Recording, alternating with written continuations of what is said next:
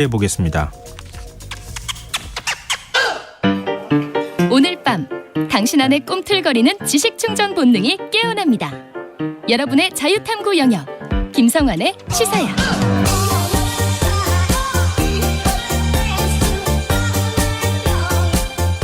한 주 동안 있었던 이슈들 가운데 우리가 조금 더 깊이 들여다봐야 할 정치권 움직임 분석해보는 시간입니다. 뉴스 외전을 함께해 주시는 두 분 오늘도 나와 계십니다. 배정찬 인사이트K 연구소장 자리하셨습니다. 안녕하세요. 안녕하십니까. 김민하 시사평론가 모셨습니다. 안녕하세요. 안녕하세요. 네, 여기 요즘 여의도 오기 힘드시죠? 꽃이 너무 만개하고 있어요. 정말 벚꽃이 허드레지게 피었는데 벚꽃을 보면서 들었던 생각은 시사야가 벚꽃이야. 네, 너무 여기 집이 여의도라서 별로 감흥이 없는 것 같아요. 너무 벚꽃을 많이 봐가지고. 김민하 평론가가 얘기해 주시죠. 네, 아직 다 피지 않았습니다. 네, 군데군데 조금씩 폈다고 봐야 되는데, 네, 다 필 때쯤 되면은 시사야도 절정에 이를 것이다. 네, 곧 시작이 됩니다. 좋습니다. 네. 네. 지금 여의도가 시사의 명품 콘텐츠가 막 쏟아집니다. 네. 네. 저는 그래서 많은 분들에게 권하고 싶은 게 저녁 10시쯤 이렇게 여의도로 오셔서 기에 이 KBS 우리 명품 시사야를 들으시면서 이렇게 벚꽃길을 걸어가시면 그 추억만큼 좋은 추억이 또 없을 것 같습니다. 네. 근데 너무 명품으로만 치장을 해도 좋지 않을 때도 있어요. 네. 그래서 명품에 한마디도 안 치고 저처럼 약간 이제 좀 중저가 상품도 이제 있다. 김현아 지금 알겠습니다. PD님께서 빨리 본론으로 들어가시죠. 네. 하여튼 좋은 컨텐츠를 오늘 좀 두 분이 많이 주시기 됐습니다. 바랍니다. 첫 주제로 가보죠. 윤석열 대통령이 서해수의 날을 맞아서 북한의 무모한 도발에 반드시 대가를 치르게 하겠다 이렇게 밝혔고요. 대통령으로는 처음으로 서해를 지키다 전사한 용사 55명의 이름을 일일이 호명하며 울컥이는 모습을 보이기도 했는데요. 국민의힘 지도부도 전사자 묘역을 참배하고 문재인 정부의 가짜 평화가 아닌 진짜 평화를 만들겠다 이런 입장을 밝혔습니다. 이 대통령과 지금 여당 지도부에서 이렇게 안보에 집중한 메시지를 잇따라 내놓은 것 두 분은 어떻게 평가하세요? 네, 뭐 대통령의 또 감정 또 국가 수호에 희생된 용사들의 넋을 기리는 데 필요한 일입니다. 또 상당히 또 공감할 수 있고 대통령의 또 단호한 안보에 대한 의지도 읽을 수 있고요. 저는 뭐 많은 국민들이 공감하리라고 봅니다. 이런 대통령의 감정에도. 하지만 이제 중요한 것은 국제 질서는 참 냉정한 것이거든요. 중국과 러시아가 또 손을 맞잡고 있고 또 인도 태평양 안보 질서도 녹록하지가 않고 그래서 저는 충분히 국민들도 공감할 겁니다. 대통령이 또 이런 또 감정을 통해서 감정적 소통도 참 필요한 얘기거든요. 하지만 이제 중요한 건 또 실제 우리가 안보로 또 넘어오게 되면 이건 상당히 또 냉정합니다. 그래서 그만큼 또 이성적으로 어떻게 하는 것이 우리 국익을 또 챙기고 국민들의 불안을 최소화할 수 있을지 또 전쟁이 아니라 평화여야 되지 않겠습니까? 그런 부분들을 잘 살릴 수 있는 지혜가 필요하겠죠. 네. 김민하 평론가요. 저는 뭐 당연히 이제 나라를 지키다가 이런 어떤 돌발적인 상황 그리고 또 북한의 어떤 공격 이런 것들 때문에 목숨을 잃으신 분들에 대해서 대통령이 직접 챙기고 이렇게 이름을 불러주면서 눈물을 흘리고 뭐 이런 장면이 필요하다고 생각합니다. 그리고 그런 것들을 다른 나라들도 이제 나라를 지키다 그렇게 목숨을 잃은 그런 분들에 대해서는 그러한 최대한의 예를 갖춰서 또 이렇게 하기 때문에 필요한 거죠. 다만 이제 이런 좋은 행보를 하면서 남 탓하면 안 된다. 저는 그 얘기를 드리고 싶은 게 사실 이전 정권에서 특히 이제 이 천안함 침몰이나 천안함 폭침이나 이런 것들에 대해서 잘 챙기지 못했다라는 비판을 국민의힘 그리고 보수 정치가 많이 했었습니다. 그리고 예를 들면은 그게 전 적절한 어떤 그 비교 대상인지 모르겠지만 세월호 참사나 이런 참사에 대해서는 전 정권이 굉장히 뭐 이렇게 감성적으로 많이 접근을 했는데 이런 안보 문제에 대해서는 다소 등한시한 거 아니냐 이렇게 비판을 많이 했거든요. 북한 눈치 보기 하는 거 아니냐. 그렇죠. 근데 저는 그 두 개 사안은 별개 그렇게 묶어서는 안 된다고 생각을 했지만 어쨌든 그렇게들 많이 비판을 했단 말입니다. 그러면 이제 정권이 바뀌었고 보수 정권이 안보를 중시하는 보수 정권이 들어섰을 때 국민들이 기대하는 거는 이제는 참사 희생자들은 신경 쓰지 말고 안보의 희생자들을 신경 써라 이런 게 아니죠. 전 정권이 만약에 챙기지 못했다라고 하면 그만큼 안보와 관련된 어떤 희생자들을 챙기면서도 또 참사 희생자들도 같이 아우르는 그러니까 이전 정권에서 하지 못한 것들을 하는 모습을 보여주는 것이 필요하다 이렇게 생각을 했는데 제가 뭐 아직 뭐 이렇게 얘기하기는 이른 부분도 있겠습니다만 이태원 참사 유가족들이나 이런 분들에 대해서 또 따뜻한 모습은 아니잖아요 이 정권이. 그래서 앞으로 따뜻한 모습이어야 될 텐데 그런 걸 기대하면서도 전 정부의 가짜 평화가 아니고 우리는 진짜 평화다 이렇게 가는 게 과연 그러한 기대를 갖게 만드느냐 이런 거거든요. 그래서 이런 메시지 말고 안보만큼 중요한 여러 가지 문제들이 함께 있다라는 점에서 좀 여러 분야를 포용하는 이런 모습을 오히려 보여주는 것이 이렇게 직접적으로 전 정부보다 우리가 잘합니다라고 말하는 것보다 훨씬 더 전 정권보다 우리가 낫다는 걸 직접 보여줄 수 있는 수단이 되는 거다. 그 점을 좀 인식을 했으면 좋겠다라는 생각입니다. 그러니까 힘에 의한 압도적인 어떤 우위를 통해서 평화를 만드는 것 이것만이 진짜 평화냐 이런 반론이 또 가능하기 때문에 말씀하셨던 것처럼 그냥 윤석열 정부가 해나가고자 하는 일들을 하면 되는데 자꾸 이전 정부의 문제를 얘기하면서 그 반대의 모습을 자꾸 보여주려고 하면 정치적으로 해석될 여지가 생기니까 그런 부분들이 좀 뒤에서 논란이 뒤따르는 거 아닌가 뭐 이런 생각도 좀 하게 그렇습니다. 되는데요. 네.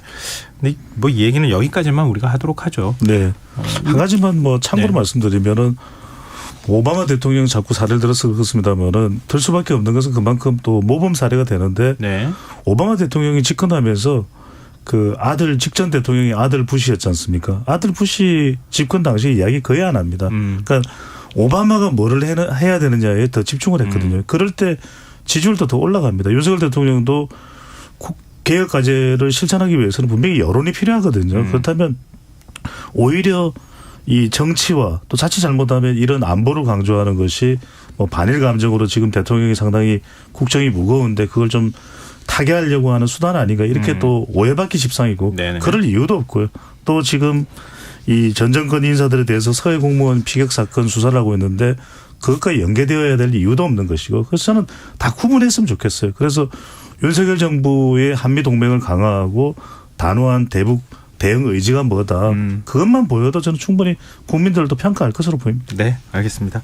자, 오늘 나온 윤석열 대통령 국정수행 지지율에 대한 얘기를 좀 해봤으면 좋겠는데요. 먼저 김민하 평론가께서 한국갤럽 여론조사 결과를 좀 설명해 주시죠.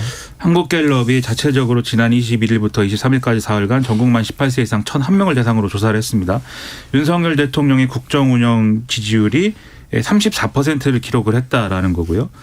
그리고 부정평가가 58%를 기록했다라는 건데 직전주 조사 비교를 하면은 긍정평가가 1%포인트 오른 거고 부정평가는 2%포인트가 떨어진 거다라는 겁니다. 긍정평가를 한 이유로 보면은 일본과 관계를 개선했다. 이게 18%, 네. 외교 11%, 노조 대응 8%, 주관, 소신, 결단력, 추진력, 뚝심 이런 게 이제 5%, 경제, 민생, 열심히 한다, 최선을 다한다, 전 정권 극복 등이 4% 순이었습니다. 부정평가 이유는 외교 25%, 일본과의 관계 그리고 강제동원 배상 문제 이게 23%, 경제, 민생, 물가 7%, 독단적, 일방적, 소통 미흡 5%, 노동정책, 근로시간 개편안, 경험, 자질 부족, 무능함, 전반적으로 잘못한다 등이 3% 등이었습니다. 여론조사 자세한 내용은 중앙선거 여론조사 심의 홈페이지를 참조하시면 되겠습니다. 네, 배종찬 소장께서 네. 한 달 만에 하락세가 멈춘 것에 대한 분석을 좀 해주시죠. 우리 시간에 계속해서 청취하시는 분들은 제가 이제 데이터 분석하면서 이런 말씀드렸거든요. 네. 윤석열 대통령의 지지율이 한국갤럽 기준으로 가장 내려갈 때는 내부 충돌이었다. 사람과의 충돌이 있으면은 지지율이 더 곤두박질 칠 수도 있습니다. 그건 이제 보수층이 분열이 그게 이제 생기니까. 그렇습니다. 네. 지지율의 속성이었고 그랬던 네. 적이 이제 뭐 이준석 파동 이렇게 났을 때 지난해 이제 24%까지 내려갔는데 이번 조사의 특징 중에 하나는 대통령의 지지율이 1%포인트 올라갔거든요. 네. 직전 조사에 비교하면. 근데 국민의힘 지지율하고 똑같아요. 34, 34. 그 이야기는 외부에 대한 위기 요인은 적어도 한 30% 초중반선에서는 지지선이 만들어집니다. 34, 34. 그러니까 그럼에도 불구하고 이제 여기서 지지율이 밀려 내려갖고 더 올라가지 못하는 것은 결국 뭐 외교가 가장 크겠죠. 일본 이슈가 가장 크고 그다음에 이제 69시간제와 같이 이 MZ세대에게 영향을 주는 이슈들이었는데 결과적으로 지금 좀 어수선합니다. 뭐가 막 뒤섞여 있고 네. 정책과 관련된 부분도 홍보가 됐든 잘 전달이 안 되고 있는 부분이 있고 그러니까 저는 결과적으로는 국민들이 지금 가장 고통스러워하는 것은 뭐 미국 금융 불안도 지금 우리한테 여파가 미치고 있는 그런 상태이기 때문에 결국 이 민생이거든요. 네. 좀 추스릴 필요가 있습니다. 이 어수선한 상을 좀 추스려서 일본 문제는 단박에 여론이 반전될 수가 없는 것이니까 민생을 어떻게 하면은 지금 국민들에게 더 좀 집중적으로 이걸 개선할 수 있을까, 더 정부가 할 수 있는 역할이 뭔가, 여기에 이제 집중을 한다면 조금 그래도 지지율을 반전시킬 만한 모멘텀이 만들어질 수가 있겠죠. 네. 뭐 지금도 말씀하셨던 것처럼 국민의힘 특히 이제 보수층 내부에 분열이 될 만한 요인들이 나타났을 때 대통령 지지율이 이제 20%대까지 떨어지는 경향이 나타났다. 이제 이런 건데, 근데 이번에 이제 지지율이 좀 하향 추세에 있다가 좀 소폭 반등하는 모습을 보인 거에 응답 긍정평가 이유가 일본 관계 개선, 외교예요. 이게 어떻게 분석해야 좋습니까? 그러니까는 정부가 하는 일에 이제 힘을 실어줘야 된다라는 지지층의 이제 명확한 의사가 이렇게 표현이 되는 거죠. 예. 그러니까 사실 이제 뭐 이 일본과의 관계 개선의 필요성이야 어떤 국민이 그거 자체를 반대하겠습니까? 근데 어떤 그렇죠. 방법이냐, 방법론적인 어떤 차이 등인데 그 방법론에서 이제 미흡하다라고 하는 판단을 하는 분들은 지금 이제 부정평가로 많이 이제 쏠려 있는 것이고, 좀 미흡한 방법이더라도 어쨌든 일본하고 관계 개선을 하는 것 자체가 굉장히 중요하고, 그 이유는 앞서도 좀 말씀드렸습니다마는 전 정권이 그거를 뭐 하지 못한 부분이 있기 때문에 이 정권이 한다고 했을 때는 힘을 실어줘야 된다. 이런 보수층, 보수 유권자들의 그런 논리가 작동을 하는 거예요. 네. 뒤집어 얘기하면 지금 많은 이슈들이 지금 이 보수층 내부에서 갈리는 이슈가 아니고, 예를 들면 전 정권 대 현 정권 또는 국민의힘 대 민주당 이렇게 쭉 갈리는 이슈들은 그 성격이나 내용의 어떤 미흡함이라든가 이런 것이 먼저 평가되기보다는 이게 우리 이슈다. 이게 저쪽이 유리한 이슈다. 이렇게 쭉 갈라져가는 그런 모습들이 이제는 완전히 고착화된 상황으로 보이거든요. 그래서 그걸 가르는 선이 지금 배 소장님 말씀하신 것처럼 30%에서 35% 사이에 그 숫자인 것이다를 다시 한번 확인을 해 주는 거고요. 하지만 그런 구도가 이 여론조사라는 것도 이제 사실 항상 여론조사를 계속 이제 보면서 느끼시겠지만 선거에 가까워지고 이러면은 여러 가지로 역동적으로 변화하는 그런 모습들이 막 생깁니다. 그리고 결과적으로는 그게 최종적인 어떤 중간고사 성적표 같은 거는 선거로 나오는 거잖아요. 네. 거기까지 가는 과정에 이 여론조사 숫자만 가지고 얘기할 수는 없는 것이고, 거기까지 가는 과정에 여론의 변화하고 재정렬이 있을 거거든요. 그것까지 감안해서 이 대응을 해야 되고, 그러려면 가장 좋은 대응은 항상 이렇게 이게 편가르기가 되는 이슈니까 편을 쭉 갈라가지고 가야겠다 이런 것보다는 이 정권이 이런 부분으로 하려고 합니다라는 어떤 진정성 있는 모습을 보여주면서 정말 이걸 해야 돼서 하는 것이다라는 걸 계속 증명해가는 게 훨씬 더 필요한 거거든요. 그 점에 많이 힘을 실어야 된다라고 저는 생각을 합니다. 굉장히 중요한 지점 말씀해 주셨던 것 같아요. 계속 사실 언론에서 그렇죠.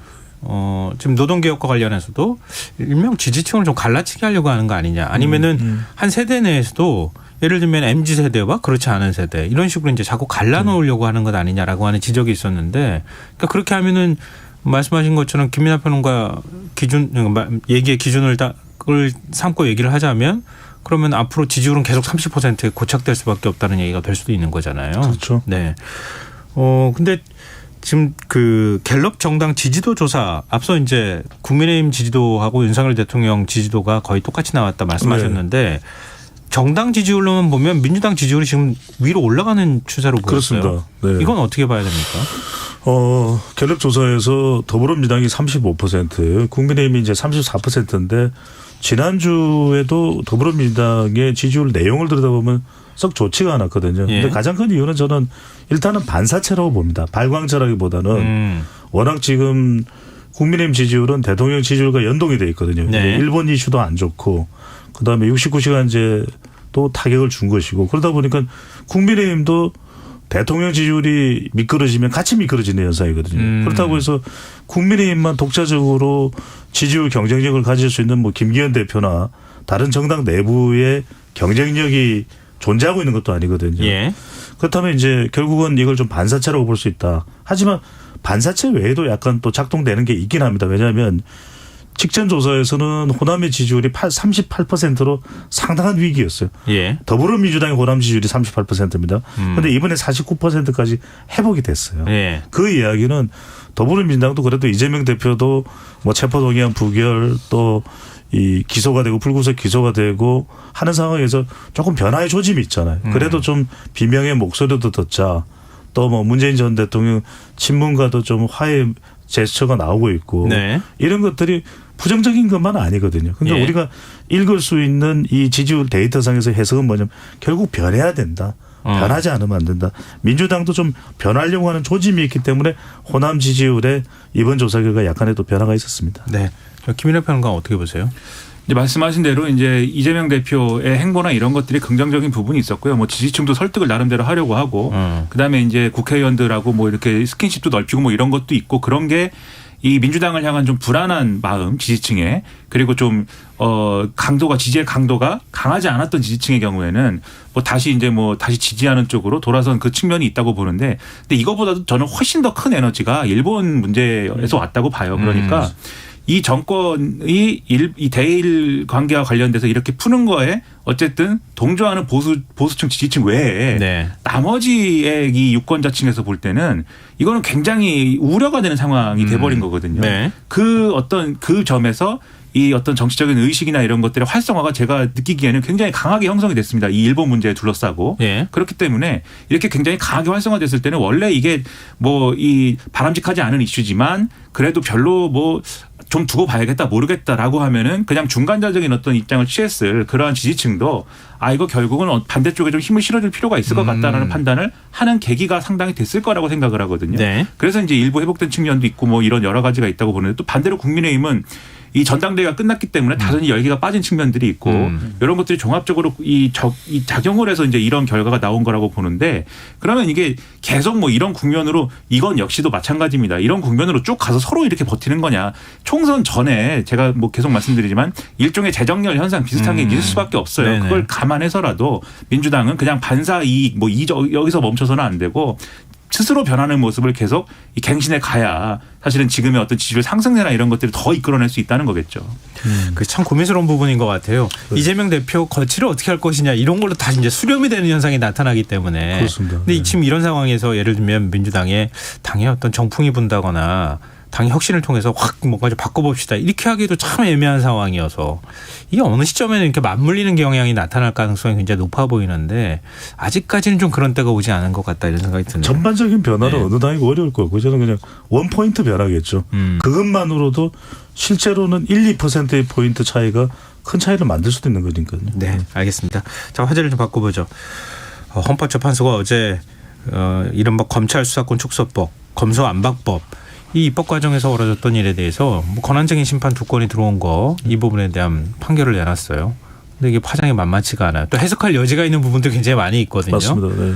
근데 정치권은 별로 안 변하려고 하는 것 같은데 움직임은. 예. 근데 오히려 그러고 보니까 한동훈 법무부 장관이 제일 타격을 받는 듯한 뭐 이런 모습이 돼가고 있기도 하거든요. 그러니까 두 분은 헌재 판결을 비판하고 안 비판하고 그런 차원은 우리가 좀 배제하고요. 그걸 어떻게 해석해서 어떻게 대처해야 될 것인가 이 부분에 초점을 맞춰서 좀 얘기를 해 주시죠. 저는 뭐 불씨를 남겼다고 봐요. 헌법재판소의 결과를 이제 정치적으로 원래는 또 뭐 독일도 그렇지만은 이 헌법재판소의 기능이라는 것이 정치적 해석의 기능도 사실은 아예 없는 건 아니거든요. 네네. 법을 이 국민의 여론이라든지 또 그 시대의 국민들 정서 법 감정에 맞게끔 조정하는 것도 헌법재판소의 기능에 또 법률 해석에 포함이 된다고 봐야 되니까요. 그런데 중요한 것은 그래서 저는 헌법재판소의 판단을 존중할 수밖에 없는 것이 입법 절차에 미흡한 점은 있었다.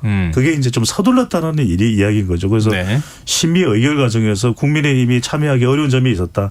하지만 법적으로는 유효하다라는 이야기를 했거든요. 그러니까 법으로 법제화가 되는 데의 과정에 대해서는 합법성을 인정하면서 이 입법화되는 과정에서의 절차상의 미흡한 점에 대해서는 또 분명히 그 부분에 대해서는 따끔하게 또 한마디를 한 셈이거든요. 네네. 저는 있는 그대로 받아들이면 될 것 같아요. 그래서 그 당시에도 지난해 5월 달에 이 법이 국회에서 통과될 때도 좀 서두른다라는 여론은 분명히 있었습니다.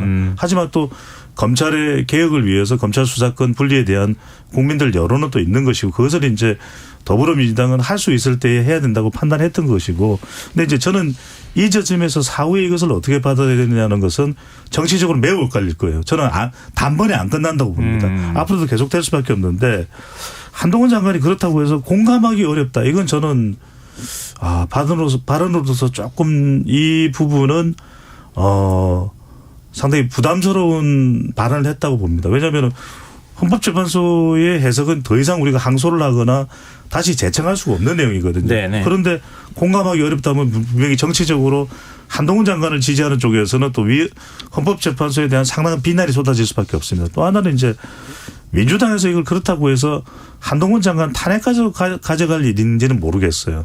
왜냐하면 분명히 뭐 한동훈 장관이 이걸 위헌 제청한 것에 대해서는 비판할 수 있겠지만 다시 또 한동훈 장관이 거취를 가지고서 논할 내용일지는 모르겠어요.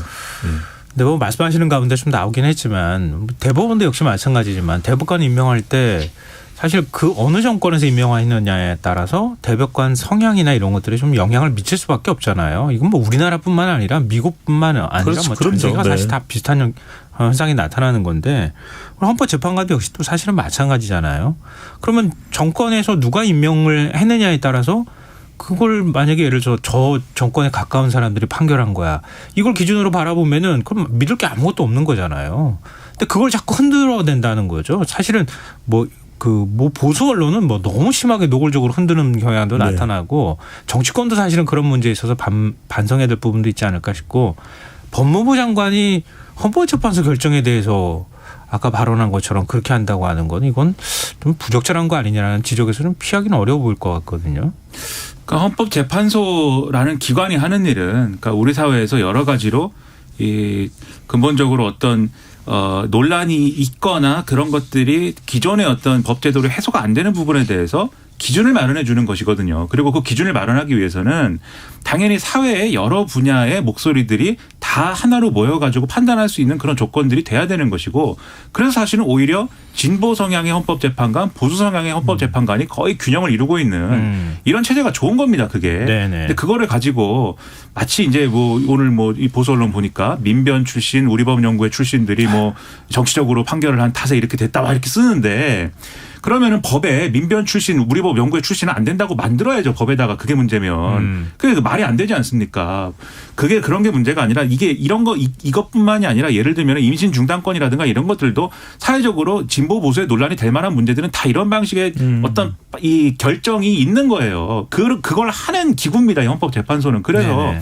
그런 기준으로 이제 판단이 됐다는 거를 가지고 뭐 이렇게 얘기할 필요는 없는 것이고 헌법재판소가 집합적으로 집단적으로 내놓은 결론이라는 건 명확한 거예요. 첫째, 이러한 방식 예를 들면은 자당 소속의 의원을 탈당시킨 다음에 무소속으로 둔갑시켜서 이 안건 조정에 들여보내는 그런 방식은 상대당의 권한을 침해하는 거다. 하면 안 된다라고 한 겁니다. 이거는. 네네. 하지 말라고 한 거예요. 네. 한동훈 장관이 이걸 해도 된다는 뜻으로 들렸다라고 얘기를 하는데 그게 아니고 하지 말라고 한 겁니다. 하지 말라고 했잖아요. 헌법재판소가. 그리고 네, 맞습니다. 그 법이 그렇게 결정이 돼서 효력이 있느냐의 문제에 대해서 국회의 기능이 형해야 될 정도의 그런 정도의 어떤 문제는 아니었다라고 판단을 한 것이지 똑같은 일이 다른 사안에서 벌어졌으면 그건 형해야 될 정도인 사안도 될 수도 있겠죠. 그러니까 그거는 결론적인 어떤 판단인 것이고 더 근본적으로 그러면 국회가 애초에 검사의 수사권을 축소하거나 또는 근본적으로 뭐 이렇게 훼손하는 그러한 어떤 입법적인 조치를 하면 안 되는 거냐. 에 대해서는 네. 할 수 있다라고 판단을 한 거지 않습니까? 헌법재판소는. 그러니까 이 판단을 그대로 배 소장님 말씀하신 것처럼 겸허하게 받아들이면 되는 거예요. 네. 반대의 경우도 마찬가지인 겁니다. 반대의 경우도 네.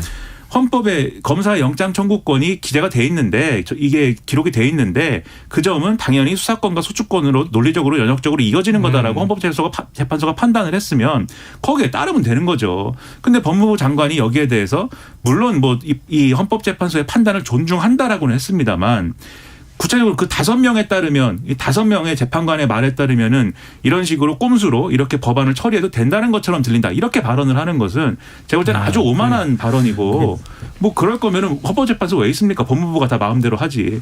그런 발언은 하지 말아야 된다고 생각합니다. 모 칼럼에서 서울대 교수가 지적을 했더라고요. 그 논리상으로도 논리학적으로도 맞지 않는 얘기를 자꾸 한동훈 장관이 한다. 이제 이렇게 얘기를 하는 건데 지금 원래 판결한 취지를 얘기하는 게 아니라 판결에서 앞부분만 따가지고 와가지고 해도 된다고 얘기했다 이렇게 엉뚱한 얘기를 하고 있는 거잖아요. 하지 말라고 헌법재판소에 그렇죠. 판단을 한 건데 그러니까 그런 부분에 대해서는 좀 지적을 받을 만한 상황이 아닐까 그런 생각이 좀 들어요. 근데 어찌됐든 헌법재판소는 김이나 평론가께서 얘기하셨던 것처럼 그동안에 검찰의 수사권, 소추권 두 가지 이제 우리 기소권이라고 보통 얘기하잖아요. 그러니까 그거는 헌법에 근거한 것이다 이렇게 얘기하는 헌법상 권한이라고 얘기했는데 헌법재판소는 헌법상 권한은 아니다. 원래 영장 신청권이 헌법에 기재됐을 때는 인권보호 차원에서 인권보호 수사관으로서의 역할로서의 영장 신청권으로 기재가 된 것이다. 이렇게 해석을 내린 거잖아요. 그렇죠. 네. 그러니까 앞으로 예를 들어서 검찰과 관련한 어떤 법안을 할 때 검사들이 집단 반발하거나 이렇게 할 때 그 명분이 상당 부분 사라지게 생겼어요. 이번에 그렇죠. 헌재 판결로. 이 부분은 사실 검찰 입장에서 상당히 부담스러운 부분이 될 수 있지 않겠습니까? 이제 그것도 검찰도 마찬가지입니다. 헌법재판소의 판단을 따르면 되는 것이죠. 그리고 헌법재판소가 이것은 위헌이 아니다. 내지는 뭐 법무부의 권한 침해가 아니다라고 판단했다 하더라도 그것과 별개의 어떤 맥락에서 그러면 지금과 같은 상황, 지금과 같은 어떤 현실에서 검사들의 수사권을 다 오늘 당장 없애버려야 되는 거냐. 이건 또 별도의 정책적 그렇죠. 판단과 네네. 논쟁이 필요한 문제거든요. 네. 그 논쟁을 하면 됩니다. 지금 왜 그렇게 해서는 안 되는지, 그렇게 했을 때 현장의 수사가 얼마나 어려워지는지 등등을 현실적으로 얘기를 해가면서 설득을 하면 되는 문제인데 네. 헌법상에 지금 규정된 우리 권한이다 이런 거는 헌법재판소의 판단이 있음에도 그런 주장을 막 고집한다면 그거는 오만한 것이죠. 그러니까 그렇게 그렇죠. 하면은 네. 안 된다라는 것이고, 다만 이제 지금 상황이 이제 당장 문제가 되는 건 아마도 법무부가 이제 시행령을 고쳐가지고 네. 사실상의 이제 입법기관이 만든 이 법안을 무력화시키는 그 부분이 좀 논쟁이 될 건데, 네네. 근데 저는 사실 이것도 엄밀히 따지면 헌법재판소의 판단하고는 상관이 없는 거예요. 오히려 이 부분에 대해서 헌법재판소가 만약에 판단을 하게 만들어야 된다면 이 시행령이 모법을 무력화시켰다라는 거에 대해서 사실은 다른 어떤 이 판단을 하게 해야 되는 것이지, 이 지금 나온 헌법재판소의 판단은 여기에 대한 건 아니거든요. 그러니까 이거 본질은 시행령으로 이게 어쨌든지 간에 모법을 무력화시키는 게 맞느냐. 그런데 지금도 이것뿐만이 아니고 이 인사정보관리단 설치라든가 이런 것들도 시행령으로 다 네네. 우회해가지고 네. 지금 이 국회의 어떤 입법권을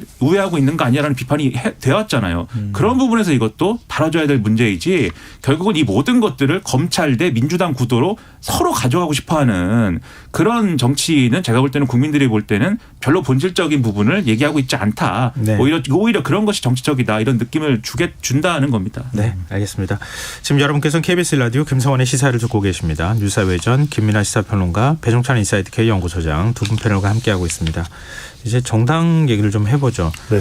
민주당 당무위원회가 대장동 의혹으로 기소된 이재명 대표에게 당원 80조 적용을 하지 않기로, 그러니까 예외 규정을 적용하는 거죠. 그러니까 정치 탄압에 대해서는 당원 80조 상으로 보면 기소가 되면 그러면은 곧바로 당직을 내려놔야 되는 상황이 되는 건데, 정치 탄압의 경우에는 예외로 규정을 해서 결국 이재명 대표의 대표직을 유지하도록 이렇게 한 거라고 볼 수 있잖아요. 그렇습니다. 네.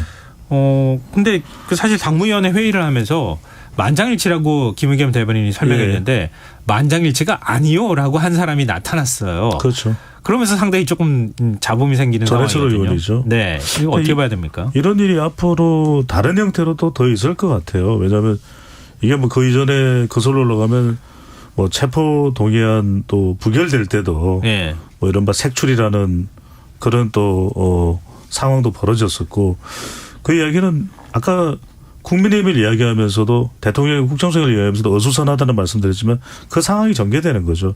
이게 뭔가 좀 단일화된 목소리가 지금 나오기는 어려운 상황이잖아요. 민주당 내에서도 계속해서 이재명 대표의 검찰 수사 관련이 이제는 검찰 시간에서 판사 시간으로 넘어갔다 하더라도 여전히 정당 지지율 또는 내년 총선 대비, 그러니까 이게 이제 김의겸 대변인은 뭐 어쨌거나 저쨌거나 이재명의 사람이라고 봐야 되고, 그것을 좀 더 만장일치로 이야기를 하는 것이 더 단일화된 목소리로 통합된 단결된 이미지를 준다고 판단했을 것 같은데, 네. 정작 전해철 의원은 반발을 하고 있죠. 그뿐만 아니라 지금 권리당원 300여 명이 이재명 대표 직무 정지, 가처분 신청까지 지금 남부지방 법원인가에 네. 냈습니다. 네. 그 이야기는 뭐냐면 이런 일련의 상황들이 계속 전개될 거예요. 당대표직을 유지해야 되느냐 말아야 되느냐. 그렇다면 이 부분도 저는 계속 불거질 수밖에 없는 일인데, 이재명 대표가 그렇다고 해서 결단을 내려서 지금 당대표직을 내려놓을 가능성은 현저히 낮은 상태거든요. 그렇다면 뭔가 좀 중간 다리가 있어야 될 것 같아요. 이게 계속되면은 지금 반사체 지지율을 얻어가는 일본 이슈나 또 국민의힘이 또 지지부진한 이런 상황에서는 그렇다면은 모르겠는데, 이제 이런 부분들이 좀 가라앉고 나면은 정작 이제 민주당에 대한 오롯한 평가가 이루어질 것이거든요. 네네. 그러면은 과연 이렇게 좀 어수선한 분위기를 어떻게 정리하고 총선을 대비해서 민생이나 이재명 대표의 재판을 대비하는 것을 좀 구분하는 단계는 반드시 필요한 거죠. 근데 김의겸 대변인이 이렇게 설화가 생긴 게 한두 번이 아니거든요. 어떻게 봐야 됩니까? 저는 뭐 이분이 기자 출신 일인데 여의도에서 조심해야 될 어떤 문법 내지는 그러한 어법에 대해서 전혀 숙지가 안 돼 있는 상황이 이어지는 것 같아요. 아니 숙지가 안 됐다고 뭐 어떡합니까? 청와대 대변인까지 했었는데. 그런 점들이 제가 이해가 안 되는 게 네. 회의를 했는데 그 회의에서 예를 들면 이 지금과 같은 상황을 반대가 없었다라고 말한다면 그건 맞습니다. 왜냐하면 기권을 했으니까. 네, 그렇죠. 반대가 없었다 해서 그쳐야 되는데 만장일치다라고 했단 말이에요. 만장일치라는 건 이견이 없는 상태를 얘기하는 거거든요. 그래서 회의할 때 보면은 처음에 안건 처리할 때 형식적으로 얘기하면 물어보지 않습니까? 만장일치에 동의하느냐 약간 이의 없으십니까? 물어보면 네. 이의가 없습니다라고 하면 만장일치로 통과시키겠습니다. 이렇게 하는 것이고 네. 이의 있습니다 그러면 찬성 반대 토론하고 이렇게 가는 거잖아요.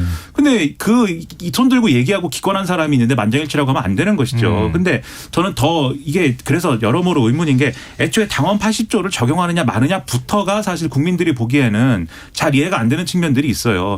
그러니까 이재명 대표에 대한 수사 얘기는 뭐 그렇다 치더라도 같이 이 적용된 사람들이 기동민 의원, 이수진 의원이 있는 거 아닙니까? 근데 이분들도 다 정치 탄압이다라고 그냥 이 결정을 한 거잖아요. 그러니까 조홍천 의원이나 이런 사람들은 최소한 공소장은 이 내용에 대해서는 얘기한 다음에 이제 그런 판단해야 되는 거 아니냐라고 얘기할 정도로 이거 마치 이제 이재명 대표를 당원 80조 적용시키기 위해서 다른 사람들도 같이 묶어서 할 수밖에 없었던 거 아니냐. 여러 가지로 논란이 될 테니까. 그런 해석을 막 낳고 이것부터 대응해야 되고 이것부터 해결해야 될 문제일 텐데 여기에 더해가지고 만장일치냐 아니냐 이거 가지고 논란이 되고 오늘 그리고 또 마지막 이 활용점정 찍은 게 김의겸 대변인이 페이스북인가요? 이 글을 썼는데 이 정도 장기술은 이쪽 업계에서는 통용되는 거 아닌가 뭐 이런 얘기를 썼는데 그거 안 되는 거죠, 그거는. 그래서 이런 게 그렇지 않아도 논란이 있을 수밖에 없고 어려운 문제를 더 어렵게 만든다는 점에서 그런 점에서 제가 이 굉장히 전문성이라는 점에 있어서 국회의원도 나름의 전문성이 필요한 것인데 그리고 대변인에게도 전문성이 필요한 것인데 상당한 의문이 제기가 될 수밖에 없다. 그런 말씀 드리는 겁니다. 네, 알겠습니다.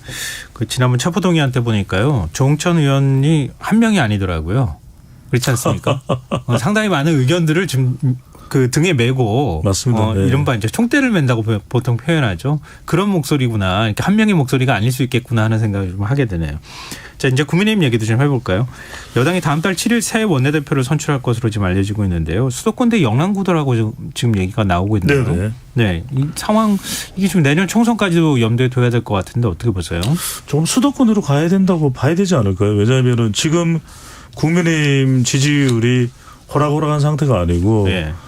그동안 계속해서 그냥 부각됐던 전광파는 그런 것이었거든요. 그러니까 이제 윤석열 대통령이 이 지난 대선에 투표한 지지층들 잘 결집하고 이재명 대표가 검찰 수사에 몰려서 거의 혐의가 짙어지면은 그 여론으로 중도층을 좀 끌고 와서 총선을 이긴다는 전략 아니겠습니까? 그런데 네. 지금 그런 상황이 될지 어떨지 장담할 수 없는 상황이 돼버렸어요.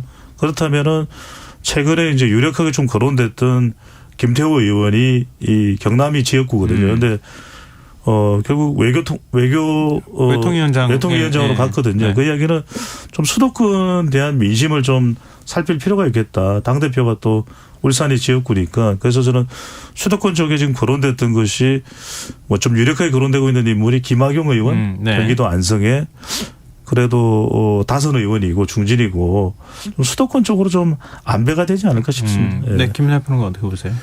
그러니까 논의 구도가 이제 좀 이상하죠. 예를 들면 수도권이냐 영남이냐 뭐 이런 판단도 가능하겠지만 사실 원내대표가 주되게 해야 될 일은 지금 야당하고 어떤 여러 가지 풀어야 될 문제를 원만하게 잘 풀고 거기서 막 수를 만들고 네. 그 수를 가지고 자기 당도 설득하고 뭐 이런 리더십이 있어야 되는 거거든요. 근데 지금 거론되는 분들이 어떤 뭐 각기 상반된 측면에서 그런 리더십을 갖기는 좀 어렵다고 보는데 그런 리더십이 누구에게 있느냐 그리고 그걸 어떻게 구현할 거냐가 논쟁의 이 어떤 쟁점이 아니고 수도권이냐 영남이냐 더 나아가서는 그 얘기를 하더라고요. TK가 지금 지도부에 너무 없다. 그러니까는 너무 없다고요? 그렇죠. 대표는 PK 아니냐. 그리고 그러네요. TK 출신 최고위원 뭐 2명밖에 없지 않느냐. 그러니까는 어느 대표는 또 TK 해야 된다. 이런 얘기 내부에서 한다는 겁니다. 근데 국민들이 볼 때는 TK가 몇 명이나 있어야 되는 거예요? 아니 그러니까 그렇게 말이죠. 따지면 굳이 최고위원은 수도권이 좀 있으니까. 그러니까 말이죠. 네. 그래서 그런 논의는 사실 당내 그 몇 명에 불과한 어떤 사실 국회의원 중에서도 주류 국회의원들이 하는 얘기고 그런 거에 가지고 이제 국민들에게 좋은 모습을 보여줄 수 있을 거냐에 대해서는 큰 의문이 있다고 생각을 합니다. 네. 하여튼 출사표 던지는 의원을 좀 보고요. 네. 그다음에 또 당내가 조금 시끄러워질 수도 있으니까 그때 저희가 다시 한번 분석하죠. 오늘 뉴스 외전 여기서 마무리하겠습니다. 지금까지 김민하 시사평론가 배종찬 인사이트 K 연구소장 두 분 패널과 함께했습니다. 고맙습니다. 고맙습니다. 감사합니다.